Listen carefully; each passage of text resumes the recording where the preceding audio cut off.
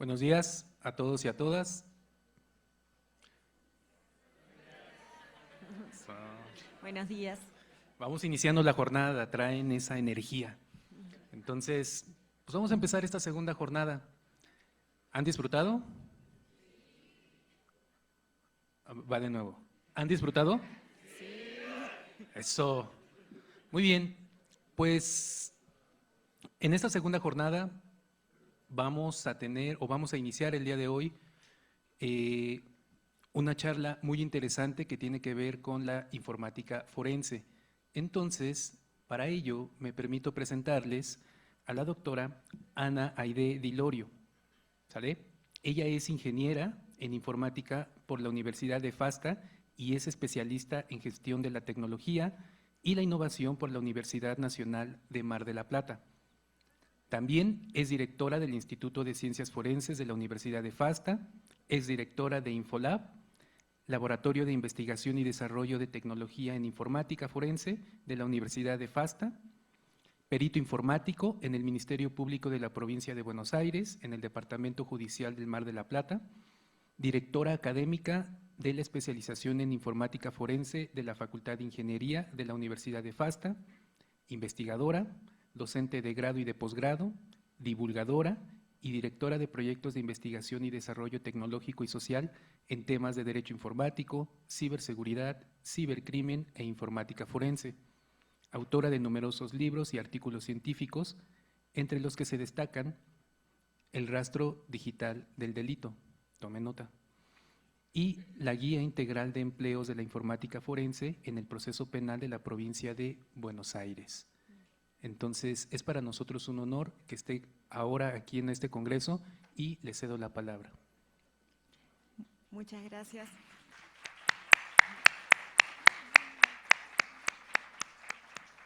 Muchas gracias, Julio. Muchas gracias a la doctora Zoraida por darme la posibilidad de estar aquí hoy. Para mí es un honor.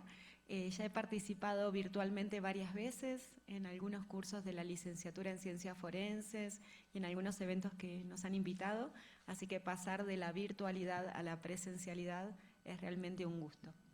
Bueno, el tema de la conferencia de hoy va a ser sobre el rol de la informática forense en la investigación criminal desde una mirada transdisciplinaria. Si estamos hablando de informática forense en cursos relacionados con derecho, relacionados con investigación criminal, es porque sabemos que hoy somos híbridos, ¿no? Nos desenvolvemos tanto en el mundo presencial como en el mundo virtual. Y la realidad es que cada una de las acciones que realizamos en este mundo virtual dejan rastros, y esos rastros pueden ser utilizados el día de mañana como prueba de algo, ya sea que queramos probar que estuvimos en un lugar o que queramos probar también que no estuvimos en un lugar. Y estos elementos materiales probatorios fueron evolucionando a lo largo del tiempo. Como bien dijo Julio, yo soy perito informático, ingresé a trabajar en la justicia como ingeniera en el año 2003. En el año 2003 nacieron los primeros laboratorios de informática forense, nacieron aproximadamente en el año 2000. En realidad la informática forense es una disciplina muy nueva que se desenvuelve principalmente a través de los crímenes económicos, y los primeros indicios que hay de esta disciplina tienen que ver con una investigación vinculada a un delito económico en el FBI que tenía que analizar una computadora en el año 1980. O sea que fíjense que es una ciencia relativamente nueva, la informática forense. En los laboratorios judiciales empieza a aparecer esta primera necesidad de analizar los equipos a partir del año 2000, que es el momento en el que ya la mayoría de los hogares tenía una computadora que podía llegar a tener información. Lo cierto es que en esa época, ¿qué se analizaban? Computadoras, dispositivos móviles, no sé si ustedes recuerdan, pero lo único que existía era el SMS y podía guardar cierta cantidad de información. O sea que recién a partir del 2007 empiezan el análisis de los dispositivos móviles, con la aparición de los primeros iPhone, digamos, ¿no? 2007-2008.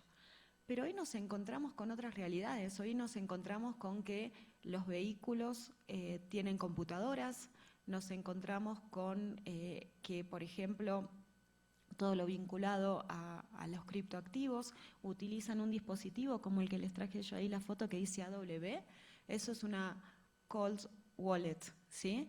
Que digamos es un dispositivo que internamente tiene criptoactivos.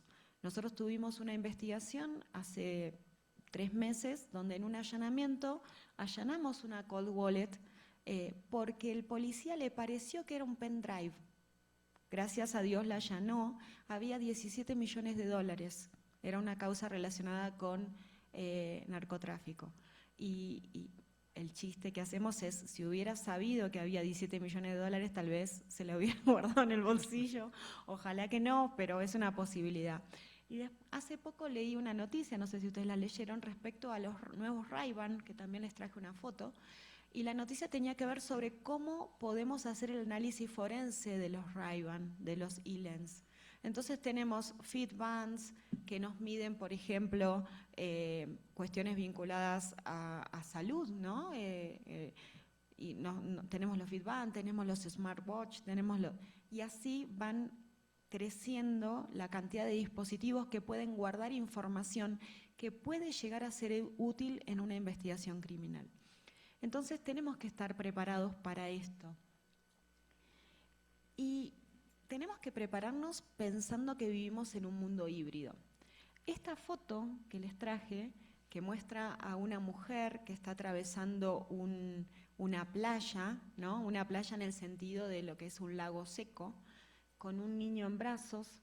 Esto pasó hace 15.000 años. Esta es una foto que se encuentra en el Museo de Ciencias Naturales del Estado de Florida.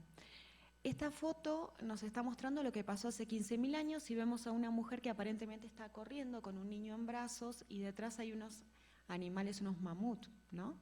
Si nosotros vemos esto, creemos que efectivamente esto sucedió y la pregunta es ¿cómo sabemos que esto sucedió hace 15.000 años? Esta conferencia, yo siempre lo cito al ingeniero Alexis Brignoni, que es del FBI. Él dio una conferencia en nuestra universidad que se llama Infolosofía, la filosofía de la informática forense. Si quieren tener detalles de esto, ahí tienen el QR, lo pueden escuchar, yo los invito a que vean esta conferencia. Y cuando él contaba durante su presentación esto, nos dice, ¿cómo sabemos que era una mujer? ¿Cómo sabemos que tenía un niño en brazos? ¿Cómo sabemos que estaba corriendo? Entonces, él lo que plantea es, a través de un trabajo interdisciplinario de físicos, de antropólogos, de arqueólogos, se pudo determinar que esas pisadas se trataban de una pisada de mujer por el tamaño, por la profundidad, ¿sí? Sabíamos también que tenía un niño en brazos, ¿por qué? Porque en determinados momentos, si ustedes ven,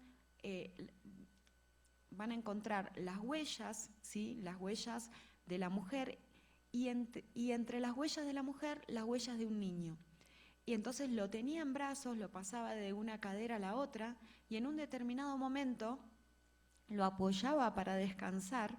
Entonces se pudo determinar que estábamos hablando de un niño que la mujer llevaba en brazos. Cuando Alexis daba esta conferencia, yo pensaba, si tuviéramos que hacer una reconstrucción histórica de lo que sucede en el día de hoy, ¿no? En el siglo XXI, en el año 2025, la verdad es que para saber cómo vivía el hombre de hoy tenemos que hacer una reconstrucción híbrida, ¿no? Una reconstrucción de lo que pasa en el mundo de los átomos, ¿no? Y lo que pasa en el mundo de los bits, porque si no dirían que estamos todos siempre sentados 8 horas. Eso es lo que hace el hombre actual. Y en realidad hace mucho más que eso, ¿no? Entonces tenemos que reconstruir también lo que pasa en el mundo digital. Entonces, cuando queremos reconstruir un hecho, porque de alguna manera ayer el doctor Alan lo comentaba y yo digo, parece que hubiera todos los que estuvimos dando de alguna manera una conferencia pensábamos en lo mismo, ¿no? Y él justamente habla de estas preguntas y yo recordaba mi placa. ¿Por qué? Porque para reconstruir, de alguna manera, los científicos forenses trabajamos en ¿qué? En hacer una reconstrucción de lo que pasó, desde distintas miradas, desde la mirada de cada una de las disciplinas, ¿no? Entonces, la informática podrá indicar, trabajar sobre los rastros digitales, la química sobre otros rastros, la física sobre otros rastros y así sucesivamente.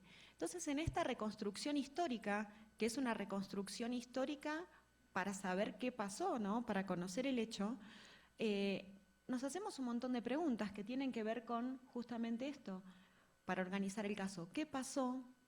¿Quién lo hizo? ¿A quién lo hizo? Y vamos a sumarle cuándo, que es importante, el cómo, ¿sí? Y el con qué instrumento. Entonces, cada una de las pruebas que desde las ciencias forenses aportemos va a ayudar a reconstruir en función de cada una de estas preguntas. Algunas pruebas nos van a ayudar a responder algunas preguntas y otras nos van a ayudar a responder otras preguntas, ¿sí? No todas van a responder lo mismo. Pero lo cierto es que, por ejemplo, si hablamos de informática forense, es muy difícil muchas veces que nosotros podamos responder el quién desde el lado de la persona, ¿sí? ¿Por qué? Porque los informáticos trabajamos con usuarios, trabajamos desde el mundo, desde la cuestión abstracta, ¿sí? Nosotros podemos decir que hay un usuario que hizo algo. Ahora, la relación del usuario con la persona será mejor, o sea, será más fuerte o menos fuerte en función del modo de identificación y autenticación con ese dispositivo, ¿sí? Por ejemplo, si nosotros tenemos un dispositivo móvil que sabemos que solo se desbloquea con la huella dactilar o con la cara, va a haber una presunción de que ese usuario fue esa persona. Ahora, si nosotros estamos hablando de una PC de escritorio, donde el usuario está pegado en la pantalla y dice usuario Ana, contraseña 1234, un poco hablábamos ayer con Julio de esto, decimos, bueno, a ver, la probabilidad de que sea la persona Ana la que hizo eso que está indicado con ese usuario, tal vez es más débil, ¿sí? Entonces, la unión de persona con usuario es compleja, digamos, no compleja, pero es tal vez no tan fuerte en informática forense, ¿sí? Lo cierto es que para trabajar con cada una de estas pruebas nos tenemos que hacer algunas preguntas. Primero, ¿cómo accedemos a los datos? ¿Sí? ¿Cómo aseguramos esa prueba? Y también, ¿cómo la interpretamos? ¿No? ¿Por qué? Porque la interpretación de los datos es lo que le da valor. Si nosotros tenemos un conjunto de datos que están alojados en una base de datos y desconocemos cómo interpretarlos, probablemente no podamos obtener el fruto que esperamos desde esa base de datos. O sea, la interpretación es un punto crucial. Ahora sí. Entonces, cuando hablamos de la participación del informático forense en el proceso penal, en general en el proceso, tenemos que pensar en 3 roles distintos. El primero es el rol pericial, que es el rol clásico que la mayoría de los que estudian ciencias forenses seguramente conoce o actúa, ¿no? En este rol pericial, el experto lo que hace es, digamos, brindar información al juez o al investigador de la causa respecto a un punto en particular que es de conocimiento de su disciplina y que, como se dice popularmente, el perito es los ojos y los oídos del juez, ¿verdad? ¿Por qué? Porque le da luz en algo que el juez desconoce. Lo cierto es que en el rol pericial clásico lo que hacemos es analizar distintos tipos de dispositivos y algunos dispositivos nos van a brindar cierta información que otros no, ¿sí? Por ejemplo, no sé, si hablamos de dispositivos móviles podemos obtener información sobre mensajería, sobre llamadas, ubicaciones, conexiones inalámbricas, etcétera. Ya si hablamos sobre computadoras, la información que vamos a estar buscando es distinta. Pero lo cierto es que a poco de andar, una vez que el informático forense se incorpora en la justicia, empiezan a surgir otras necesidades que no están relacionadas con la pericia en sí, que están relacionadas con la investigación, ¿sí? ¿Por qué? Porque como somos híbridos, también el delito sucede en el mundo digital. Ayer en el panel de informática forense estábamos hablando de ciberdelitos, y para poder investigar en el mundo digital necesitamos profesionales como los licenciados en ciencia forense que tengan conocimiento del mundo digital, ¿sí? Y entonces, en ese caso, el informático ya se incorpora con un rol de investigación, ¿sí? En esta placa lo que les traje está relacionado con lo que vemos los peritos informáticos cuando estamos analizando una computadora. Esa placa es una foto del sistema Autopsy, ¿no? Que a veces ustedes lo escuchan en las, lo leen en algún dictamen y dicen Autopsy. Bueno, eso es lo que vemos. Entonces, ¿por qué traje esto? Porque en realidad, cuando nosotros decimos que hablamos de abstracciones, lo que les estamos queriendo decir es que nosotros, cuando analizamos un equipo, el contenido de ese equipo lo vemos a partir de un conjunto de logs, un conjunto de datos que quedan registrados en el dispositivo que estamos analizando. Y estas abstracciones, el perito las trabaja desde un lugar de incertidumbre, ¿sí? ¿Por qué? Porque nosotros sabemos, por ejemplo, que alguien hizo clic en un determinado sitio, pero desconocemos la motivación que lo llevó a hacer ese clic, ¿sí? O sea, y desconocemos si ese clic viene desde un banner que visualizó, desconocemos si venía a través de un correo electrónico, entonces tendríamos que también analizar los correos electrónicos. Y esta incertidumbre nos lleva a pensar de nuevo en esa mirada transdisciplinaria, en esa mirada holística de lo que ocurre. ¿Por qué? Porque esa evidencia hay que interpretarla en un contexto.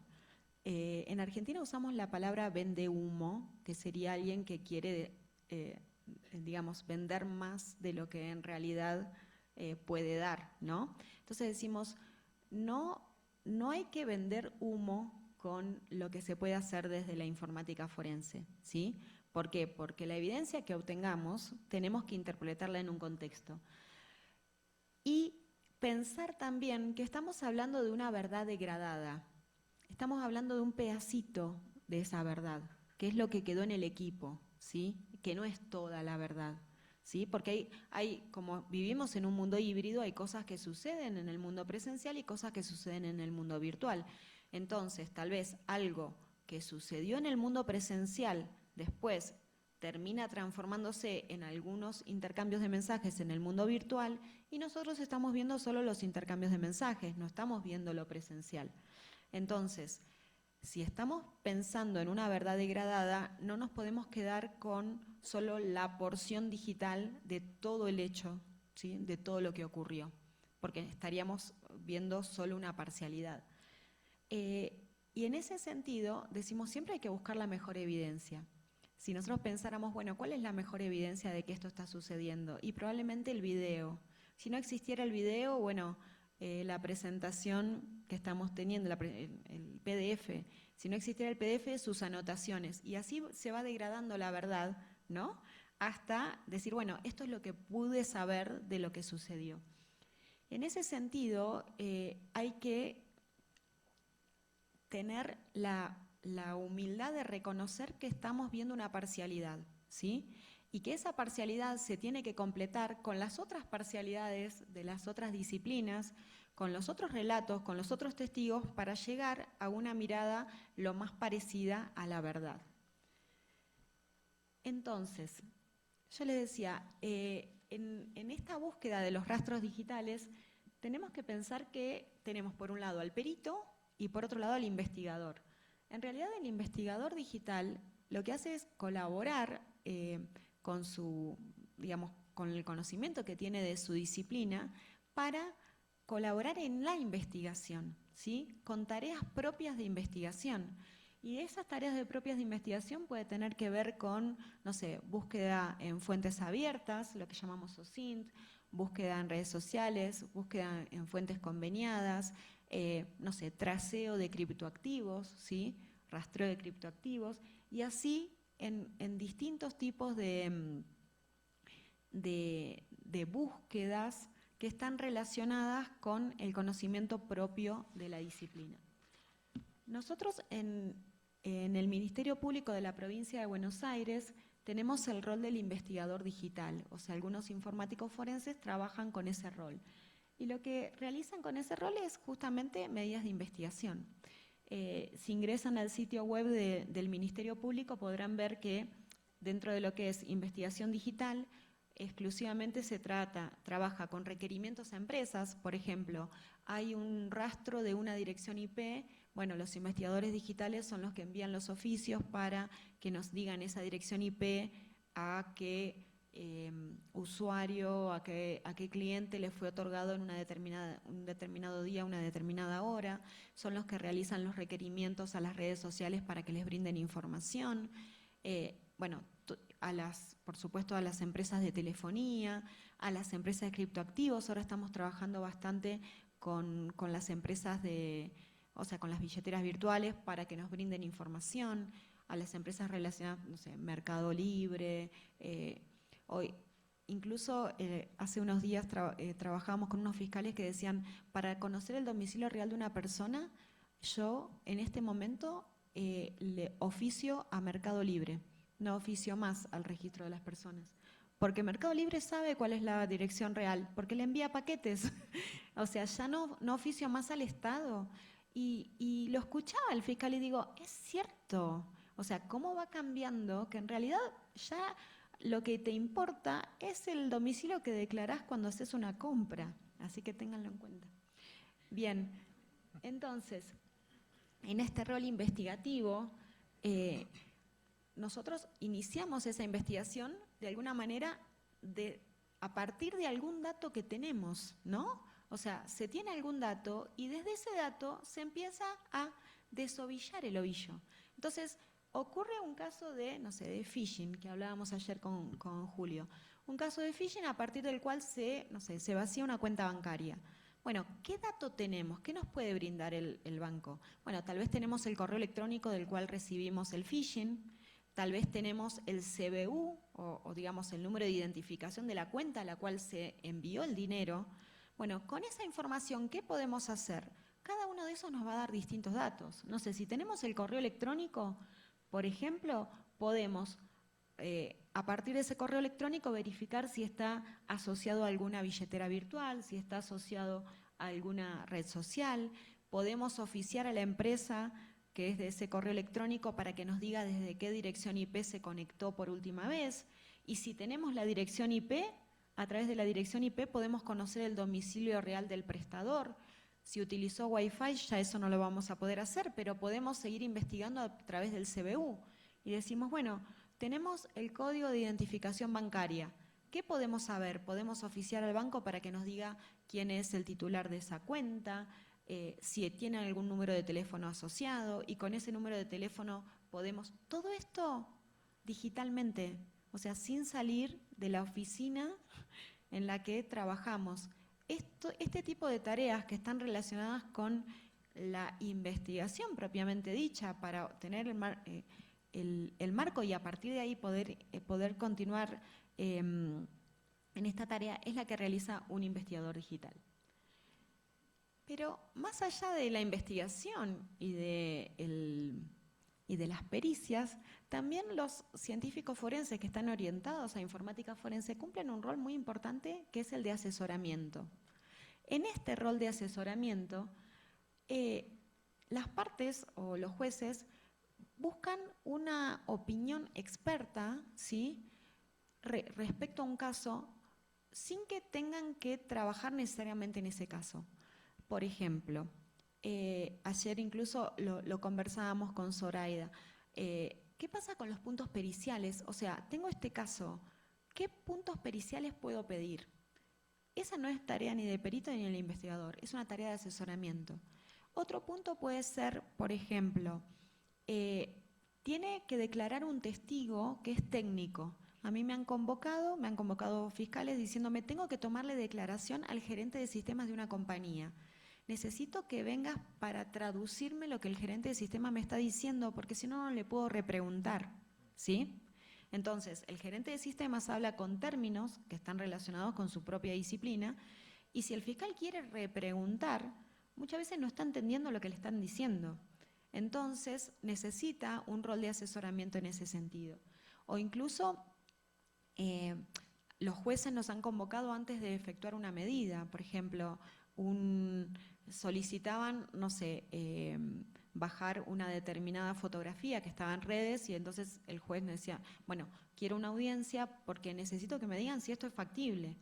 Y la verdad es que no era factible, porque decíamos, sí, podés ordenar que la bajen, pero la pueden volver a subir. A ver, una vez que la fotografía ya existe en las redes, la verdad es que eso no tiene sentido. Tal vez es más conveniente que, no sé, le pidas a Google que no indexe a esa persona, o que no la indexe para determinado tipo de contenido. Entonces, lo cierto es que ese rol de asesoramiento es muy importante también para los científicos forenses, ¿sí? ¿Por qué? Porque es aumentar la calidad de lo que se pide y poder también colaborar en la interpretación, en ocasiones, de lo que llega en el dictamen, ¿sí? Entonces, lo cierto es que cada nueva disciplina, decimos, que se incorpora en el ámbito forense, es portadora de nuevas respuestas, pero también de nuevas preguntas, ¿no? Y para crecer en este espacio es que necesitamos este diálogo multidisciplinar y transdisciplinar, donde decimos, no es que somos ingenieros o abogados, somos de todo un poco en el sentido del conocimiento que necesitamos tener para aplicar nuestra disciplina en el ámbito forense. Y ayer también lo conversábamos en el almuerzo. Cuando hablamos de transdisciplina, lo primero que pensamos es, bueno, la transdisciplina con el derecho, ¿no? O sea, desde cada una de las disciplinas, la psiquiatría con el derecho, la química con el derecho, la informática con el derecho, pero lo cierto es que cuando hablamos de transdisciplina, lo que estamos diciendo es tengamos una mirada holística de todas las disciplinas, aportando cada una su verdad. Acá este caso que les traje sucedió hace unos cuantos años, en el año 2017, si no me equivoco. Débora Pérez Volpin era una periodista muy conocida de un noticiero central de Argentina, que tenía 40 años aproximadamente, fue a hacerse una endoscopía y falleció en la endoscopía. Fue muy mediático el caso, ¿no?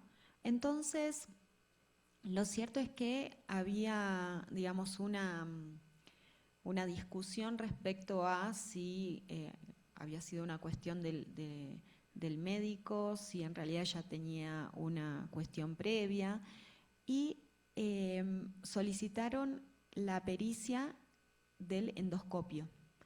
Y para peritar el endoscopio se solicitó a un informático forense, porque en realidad lo que necesitábamos era la información, digamos, los datos que brindaba el endoscopio respecto a la práctica que se había realizado la periodista.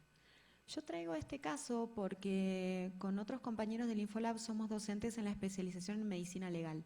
Y recuerdo que cuando la decana nos convoca para dar informática forense en medicina legal, nosotros dijimos, ¿qué tenemos que ver con la medicina? O sea, no entendíamos por qué teníamos que aplicar la informática forense a los médicos.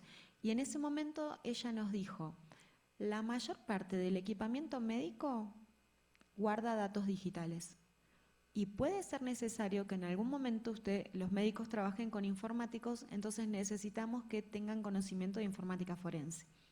Al poco tiempo surge este caso y unos años después surge esto que tiene que ver con la cirugía robótica, ¿no?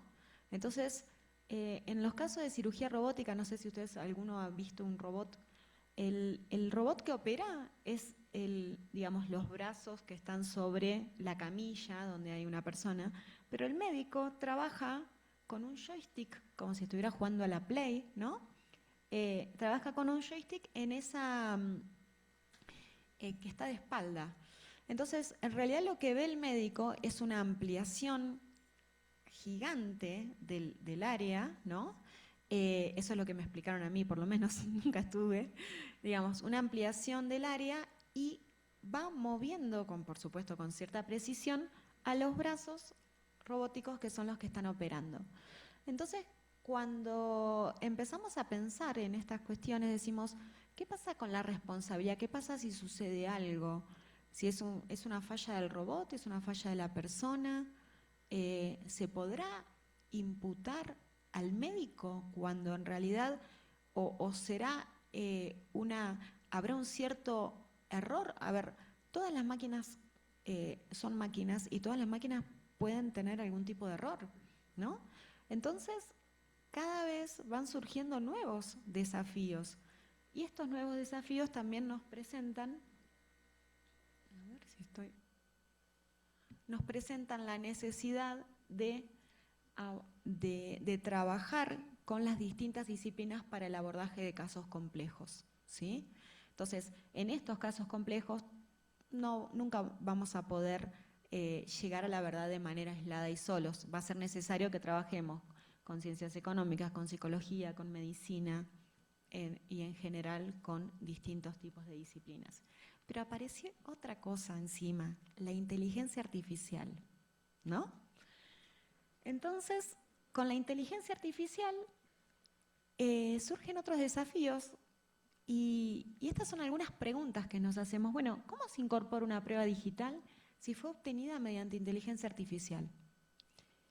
Y si la inteligencia artificial presenta fallas, ¿de quién es responsabilidad? ¿Del que la entrenó? ¿Del que la diseñó? ¿La responsabilidad es del que la utiliza? ¿Se puede admitir inteligencia artificial para mejorar imágenes, como en muchos casos sabemos que la utilizan? ¿Se puede detectar si un archivo de imagen o de audio fue generado o modificado por inteligencia artificial? Hoy tenemos algunas respuestas y muchas preguntas, ¿sí? Lo que les puedo decir, por ejemplo, es que si ustedes chequean sobre el caso de audio forense, es prácticamente imposible hoy, para los que hacen análisis forense de audio, determinar si el audio fue generado por inteligencia artificial o fue un audio real. Es prácticamente imposible en audio. En imágenes hay casos en los que se puede detectar y casos en los que no se puede detectar. Entonces, estos desafíos son de especial interés porque, sobre todo para las poblaciones vulnerables, ¿no? Pensemos que si son preguntas que nos hacemos nosotros, que tenemos la fortuna de estar aquí, imagínense la gente digamos, que vive en situaciones de vulnerabilidad. Le traje dos casos, no sé cómo vamos de tiempo. ¿Bien? Bien, vamos bien. Perfecto. Le traje dos casos para pensar lo de inteligencia artificial, que algunos tal vez lo conocen y si no se los puedo contar. Uno es el caso de Juan versus Tesla. Le pusimos al nombre Yo no dije que no podía, fue un título que le pusimos nosotros. En este caso, Juan era un ingeniero que trabajaba para Tesla y en el año 2018 conducía su Tesla y tenía activado el sistema de autopilot, que sería de conducción autónoma, ¿no? Y el vehículo interpreta de forma errónea unas líneas, choca a 114 kilómetros por hora, Juan muere, ¿sí? Era un ingeniero que trabajaba para Tesla. Al año siguiente, la familia de Juan realiza la demanda a Tesla de muerte por negligencia. Tesla se defiende diciendo que en realidad Juan se confió, digamos, hizo un uso altamente extraordinario del sistema. Lo que dijo es que se había confiado y que en realidad nunca tendría que haber dejado de estar atento a la conducción, que por más que fuera una conducción autónoma, tenía que estar atento para poder responder.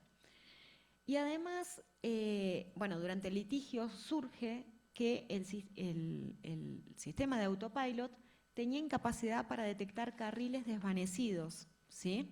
O sea, carriles que no estaban correctamente pintados. Bueno, se llega a un acuerdo en el año 2024 entre esta familia y finalmente el juicio no se inicia. Pero este caso nos trae muchos puntos que son interesantes. Un punto que al analizar el caso me pareció fantástico es el nombre importa, el nombre que le damos al sistema de inteligencia artificial. Porque si se llama autopilot o full self-driving, creemos que realmente es un piloto automático y que si dice conducción automática, ¿por qué tenemos que estar mirando si es conducción automática? Nosotros no miramos la licuadora cuando está licuando, creemos que licúa, o sea, no estamos pendientes, ¿no? Digamos, entonces el nombre importa, ¿sí? El nombre que le damos importa. También es importante el tema de los límites de la responsabilidad del conductor. O sea, tenemos que informar cuál es la responsabilidad del conductor. La falta de advertencias efectivas, ¿sí? El hecho de que no es suficiente la seguridad pasiva. Tiene que haber una advertencia del automóvil si estamos ante un entorno riesgoso. Y también la importancia de la transparencia tecnológica. ¿Por qué? Porque las empresas nos tienen que informar de manera honesta y completa de los riesgos de sus productos, especialmente si afectan la vida humana. Ayer cuando hablábamos en el panel de informática forense sobre el tema de la seguridad, y muchas veces el mensaje es el cliente o el usuario es el eslabón más débil. Y la pregunta es, ¿cuál es la responsabilidad de las empresas? Si muchas empresas se ven beneficiadas porque nosotros usemos el home banking, nos tienen que advertir también de los riesgos del uso del home banking. Porque nosotros compramos, no sé, una silla y te dicen, ustedes seguramente lo recibirán, defensa del consumidor, todos los riesgos que puede haber por usar ese producto. Bueno, también nos tienen que indicar cuáles son los riesgos que puede haber por usar productos tecnológicos que también existen. Entonces, la importancia de la transparencia tecnológica no es solamente el código que está dentro del producto, sino que también tiene que ver con los posibles riesgos, sobre todo si afecta a la salud. Y esto fue un precedente muy interesante. ¿Por qué?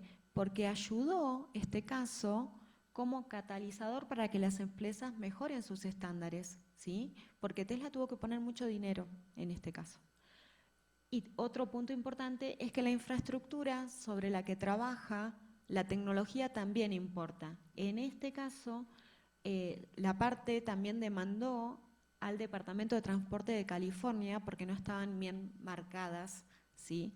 Entonces, tenemos un auto como el Tesla que supone que hay ciertas marcaciones que en realidad cuando esa marcación está, digamos, interrumpida o degradada, el auto no funciona como corresponde. Entonces es, ¿qué producto vamos a utilizar en qué infraestructura?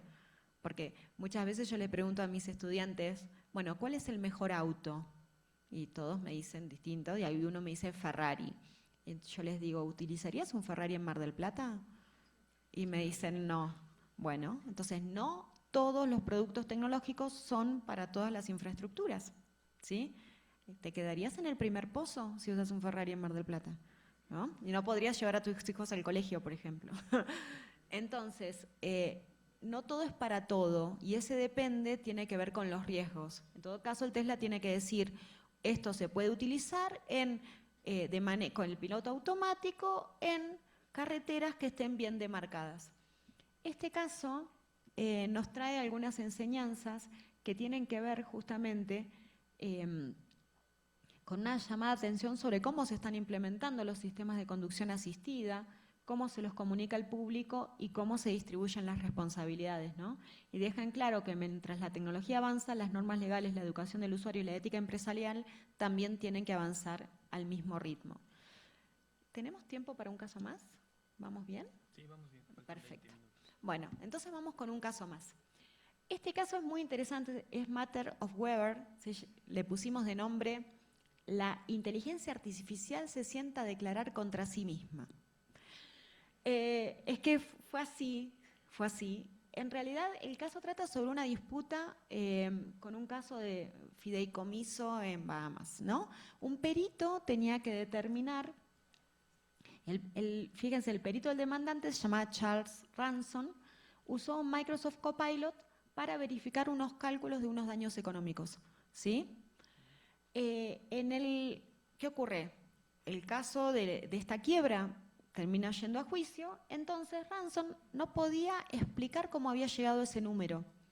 O sea, un perito, imagínense ustedes, un perito al que se le pide que indique cuáles serán los daños económicos que había provocado el caso, utiliza Copilot y no puede decir cómo llegó el número.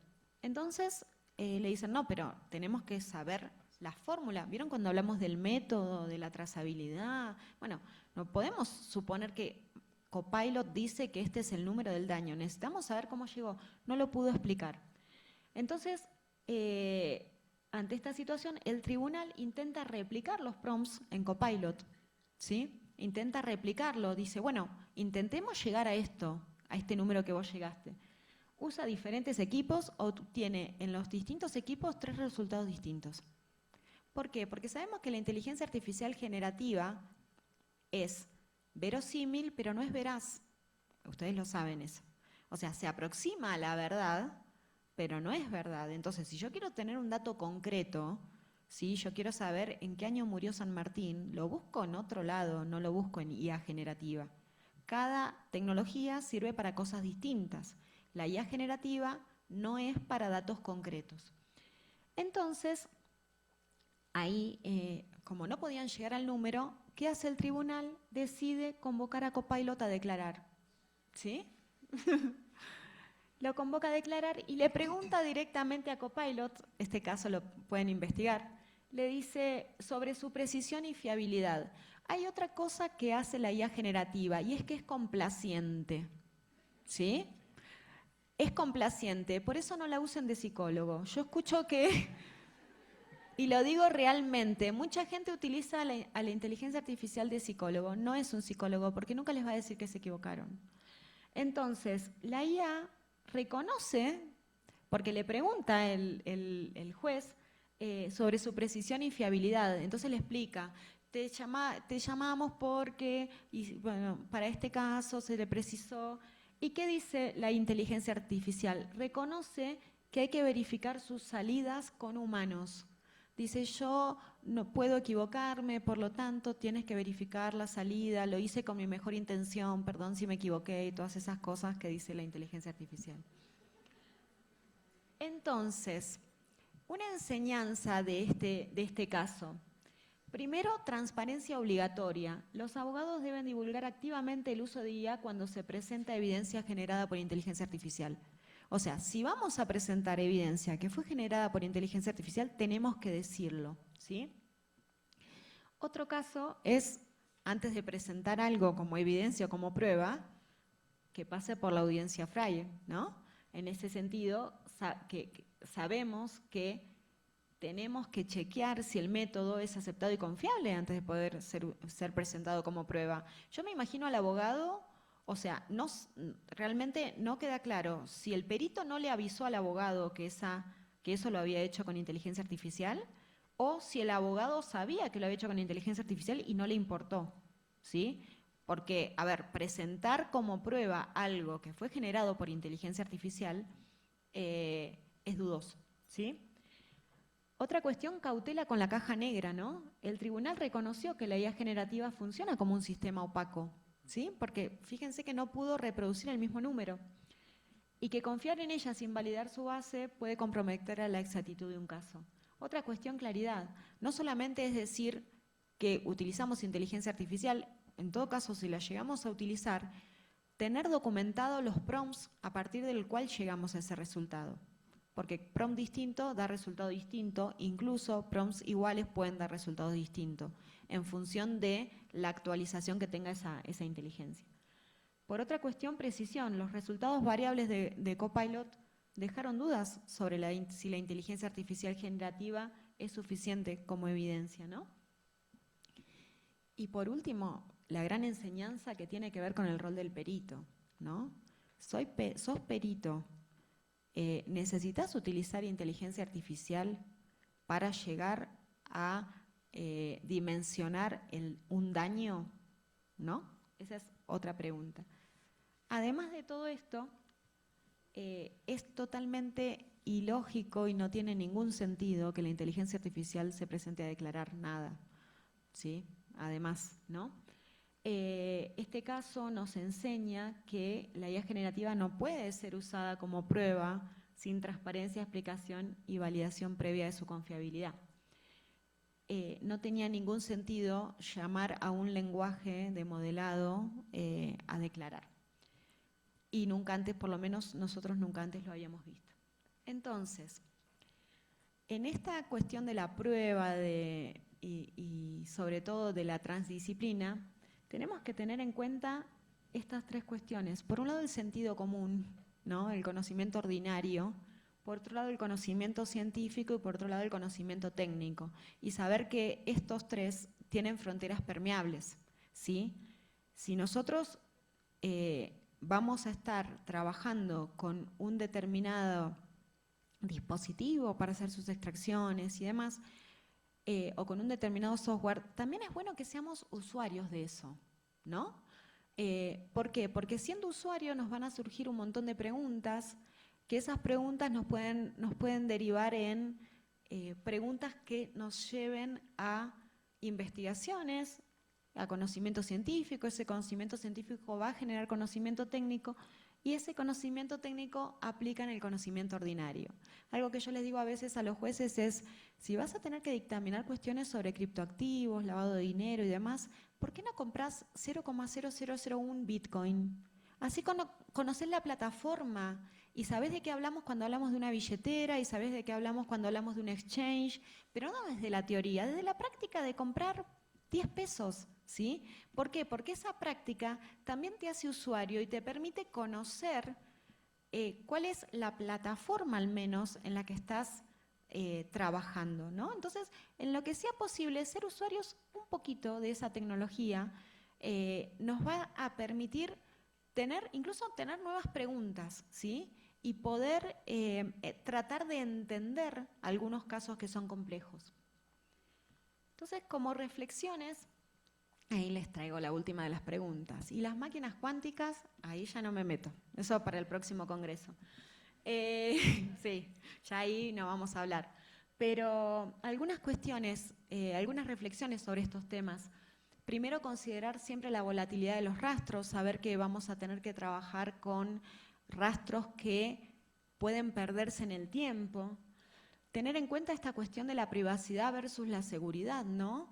Que muchas veces las empresas nos quieren vender privacidad a costa de brindarnos información en las investigaciones. Entonces, esta cuestión de la investigación judicial versus las empresas. La IA puede ser utilizada, por supuesto que la podemos utilizar, para lo que sirve, ¿sí? Para lo que fue creada, para lo que es necesaria. Nosotros, por ejemplo, podemos utilizarla como herramienta de colaboración con el investigador judicial o con el perito informático, como colaboradora para clasificar imágenes, para un montón de cuestiones, ¿sí? Pero no para determinar el daño de un caso y presentar esa información en juicio. Es importante conocer la existencia de los protocolos para poder evaluar los informes periciales. Es importante generar un lenguaje común, ¿sí? Entre las distintas disciplinas y, sobre todo, establecer relaciones de confianza, ¿no? Creo que eso es la base para cualquier trabajo transdisciplinario, ¿no? Confiar en lo que está diciendo la otra disciplina. ¿Por qué? Porque desconozco de eso, entonces tengo que poder confiar en ello. Administrar la incertidumbre, administrar la pereza mental, estar siempre aprendiendo, querer aprender y ampliar el catálogo de indicios, ¿no? Empezar a pensar en otras cuestiones, en la Fitband, el smartwatch, los Ray-Ban y cualquier otro dispositivo. Entonces les traje, tenía una más, ya me había olvidado. ¿Qué queda? Bien, bueno, vamos rápido, esto vamos a pasarlo, porque bueno, vengo de Argentina, así que tenía que traerles algo relacionado con mi tierra. Y si pueden poner, por favor, mírenla con atención, porque aprender a bailar habla de la interdisciplina. Mírenla con atención, Esta es la escena del tango de la película Perfume de Mujer.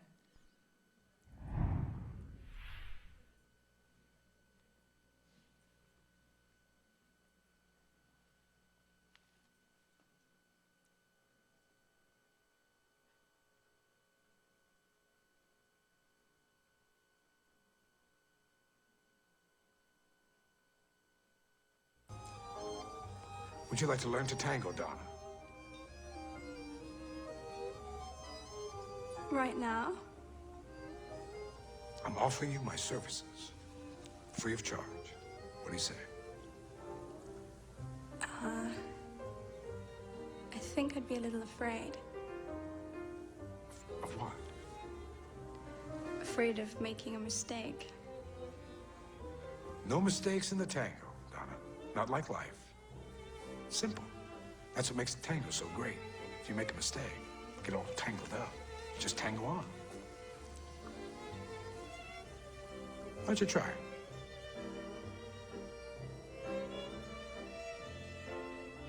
We try it? All right, I'll give it a try. Hold me down, son.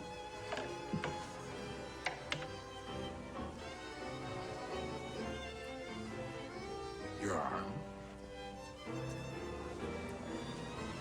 Charlie. I'm gonna need some coordinates here, son. The floor's about 20 by 30, and you're at the long end. There's some tables on the outside, and the band's on the right.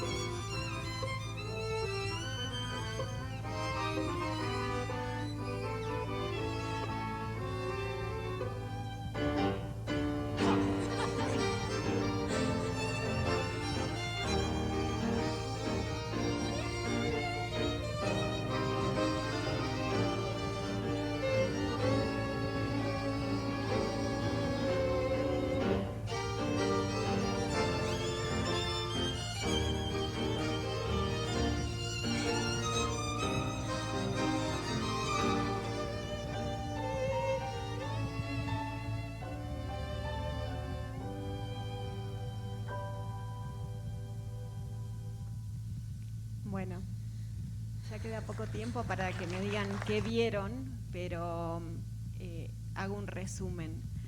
Esta escena es muy buena. Él es ciego, no sé si han visto la película.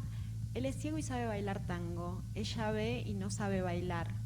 Sam, que es el ayudante de Al Pacino, digamos, fíjense que cuando él le pregunta si quiere bailar, ella le dice, no quiero cometer errores. Ustedes imagínense un diálogo entre disciplinas con esto, ¿no?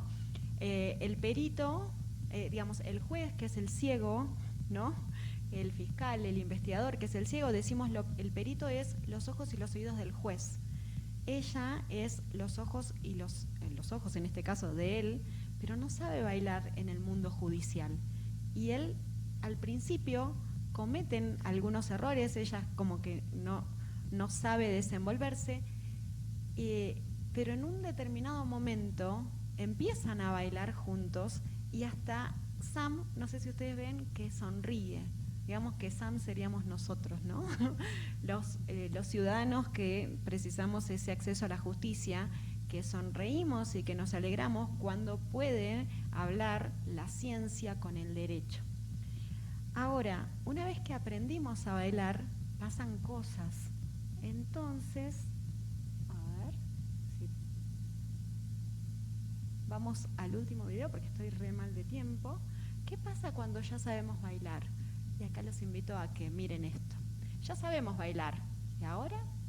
A ver, ¿podemos poner esta presentación?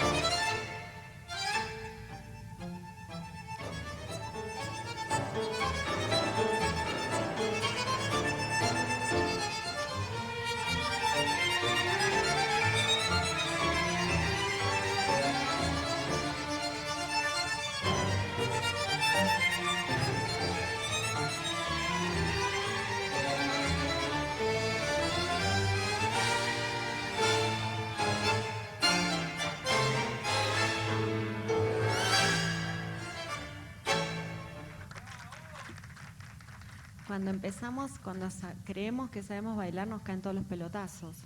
Esa es la realidad, ¿no? Y empiezan las dificultades y tratamos de hacer algo lo mejor posible porque creemos que ya más o menos sabemos bailar y de repente aparece la inteligencia artificial y de repente aparecen los criptoactivos y de repente aparece la deep web y aparecen cosas nuevas todo el tiempo y tratamos de hacer lo mejor posible, brindar un buen espectáculo a pesar de los pelotazos, que son literales, como en ese video. Entonces, ¿qué pasa? ¿No? ¿Qué pasa cuando las cosas no suceden como esperamos? ¿Qué pasa si ocurre un error? ¿Dejamos que se pierda todo? ¿Se produce un incendio? ¿Si el barco se hunde? Y bueno, y aquí surge tenemos que tomar como principio el kintsugi, ¿no? Que es la técnica japonesa de decir, bueno, cuando algo se rompe, podemos hacerlo más valioso tratando de unirlo con hilos de oro. Entonces, lo importante siempre es tratar de que las cosas no se pierdan y tratar de hacer lo mejor posible. Y para cerrar, traje esta frase del doctor Willy Pregliasco, un amigo, un físico forense de CONICET, que también ha venido y ha estado por estas tierras y que es amigo de Zoraida también. Willy es físico forense muy conocido, él trabajó en varios casos importantes y en ocasión de un documental, de una película que hicieron sobre un caso de la masacre de Trelew en la que él trabajó, le hacen una nota en página 12, ahí está el link, lo pueden chequear, donde Willy dice: la pericia es un acto didáctico. La pasión por la didáctica es importante laboralmente porque uno se la pasa explicándole razonamiento de física a abogados. Tenés que lograr que incorporen herramientas de razonamiento fácticas y el razonamiento judicial es muy jerárquico. Introducir los hechos con su propia lógica dentro de la justicia hace que no se pueda decir cualquier cosa. Eso es una riqueza. Las cosas no son así porque las diga yo, sino porque se demostraron con un método. Entonces, la gran tarea que tenemos nosotros es justamente poder incorporar en la justicia cuestiones de razonamiento que son fácticas, que no son jerárquicas, que no va a ser distinto porque el juez de la Suprema Corte diga otra cosa. La ley de gravedad es así, aunque el juez se le ocurra que no es así. Entonces, ese es un gran desafío y este es parte de mi equipo y bueno, muchas gracias, quedo a disposición.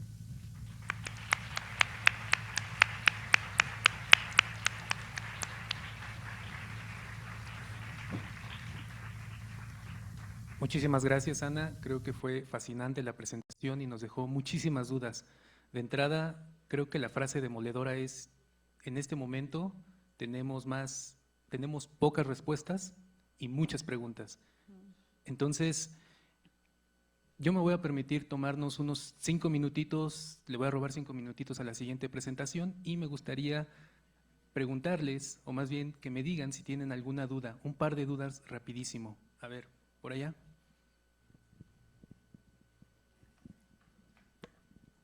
Hola, mi nombre es Atala y yo tengo una duda sobre un caso reciente que pasó a principios de año, en donde una familia de California se vio afectada porque su hijo se suicidó gracias a con ayuda de chat. Entonces llevaron a juicio al cofundador de Chatbot y al fundador, creo. Y entonces yo quiero preguntar si usted, como perito en informática, ¿cree que fue correcto llevar a esas personas? Porque pues a final de cuentas son quienes aportan probablemente dinero efectivo y no tuvieron que ver con el desarrollo de la inteligencia. En realidad, a ver, llevar a juicio a la inteligencia artificial no tiene ningún tipo de sentido, porque es un lenguaje de modelado, es como decir, llevo a juicio al lenguaje español, porque tiene palabras que no me gustan. O sea, lo estoy dando en un ejemplo, ¿no? Pero es un lenguaje, ¿sí? Es un lenguaje de modelado, entonces, llevar a juicio a la inteligencia artificial no tiene sentido. Ahora, en realidad, cuando se plantean algunas cuestiones que tienen que ver sobre cómo se entrena la inteligencia artificial, ahí ese punto, que es el punto del entrenamiento, es el punto en el que puede haber algún tipo de responsabilidad del equipo. Por ejemplo, si yo entreno a la inteligencia artificial, te voy a dar un ejemplo que no tiene que ver con el caso, diciendo que todos los seres humanos son blancos, de ojos celestes y rubios, cuando le presente una foto que no tiene que ver con esas características, no me lo va a clasificar como humano. Estoy dando un ejemplo, ¿no? Entonces, en ese sentido, en la cuestión que tiene que ver con los sesgos, sí es importante y no sé si llevarlo a juicio, pero sí trabajar con esa cuestión de la transparencia respecto a los sesgos. El problema de la inteligencia artificial, como te estábamos hablando, es que como es complaciente, te va a estar informando y te va a decir todas las cosas que querés escuchar. Sobre algunos puntos ya se lo puede de alguna manera censurar para que no lo diga, ¿no? Si ustedes le preguntan cosas que claramente están vinculadas a delitos, algunas inteligencias artificiales no te lo dicen, pero hay otras que sí, Entonces, la verdad es que escuché el caso y lo primero que pensé es en la soledad de ese chico, que va más allá de la inteligencia artificial. Digamos, no sé si podemos culpar a la inteligencia artificial de algo así, pero llevar a la inteligencia artificial a juicio me parece que no tiene sentido. Sobre lo único que se puede trabajar es sobre la cuestión de los sesgos, que eso es algo que se está tratando de inculcar en las buenas prácticas, ¿sí? de las inteligencias artificiales en general. Lo que pasa que a veces esa cuestión de las buenas prácticas también hace que aparezcan cosas raras, ¿sí? Porque se intenta poner por la ventana algo que no sucede y el sesgo es natural del ser humano. Digamos, nosotros naturalmente tenemos ciertos sesgos y en definitiva esos sesgos después se terminan, se terminan trasladando a la inteligencia artificial. Gracias por preguntar. Una última pregunta. ¿Nadie? Acá. No, ahí viene. ¿Qué tal? Mi duda es más que nada, de hecho, con el entrenamiento de la inteligencia artificial. Yo luego, ¿a qué se debe que luego las inteligencias artificiales luego no guardan la memoria? Por ejemplo, le digo, háblame así, de esta forma, sigo hablando con la misma inteligencia artificial y eventualmente va olvidando esto, lo cual también provoca pues cierto sesgo y pues daño en lo que estaba, pues, ¿cómo se llama? Estudiando, por ejemplo. Y entonces, a lo que voy es, ¿qué tan fiel es estudiar con una inteligencia artificial si le vas entrenando? Con libros, con todo eso, si no va guardando memoria. No te podría, a ver, ¿qué tan fiel es estudiar con una inteligencia artificial? Primero, si en realidad la inteligencia artificial nunca te va a decir que no sabe. Eso es algo que ustedes tienen que saber, a diferencia de un ser humano, ¿sí? Algunos van a decir nunca que no saben, pero la mayoría sabemos que no sabemos y te decimos la verdad no sé, te lo averiguo. Cuando la inteligencia artificial no sabe, inventa. Hace eso, inventa. Entonces, si inventa, vos probablemente puede ser que respondas algo que fue inventado por la inteligencia artificial. Entonces, tiene riesgos estudiar con inteligencia artificial porque sería como estudiar con un profesor que nunca te va a decir que no sabe, pero después no te toma él el examen, te lo toma el otro que sabe de verdad. Entonces, hay un problema. A ver, vos tal vez podés pedirle a la inteligencia artificial que te haga un resumen. Yo he escrito, he corregido exámenes donde dije, esta definición la sacaron de una inteligencia artificial, porque era totalmente, no podía ser que se le haya ocurrido al alumno. ¿Sí? Pero bueno, lo que digo es, si vas a generar resúmenes, chequealos. Y ahí estás estudiando. O sea, decirle, bueno, hacemos un resumen de esto, perfecto. Chequea el resumen y después estudia el resumen. O pregúntale algo a la inteligencia artificial, pero chequea vos que lo que te esté contestando es correcto, ¿sí? Haz ese rechequeo, porque si tal vez de ese tema no sabe, va a inventar y no está bueno. De nada. Bueno, pues no me resta más que agradecerle enormemente a Ana por su participación y muchas gracias por todo, Ana. Gracias a ustedes.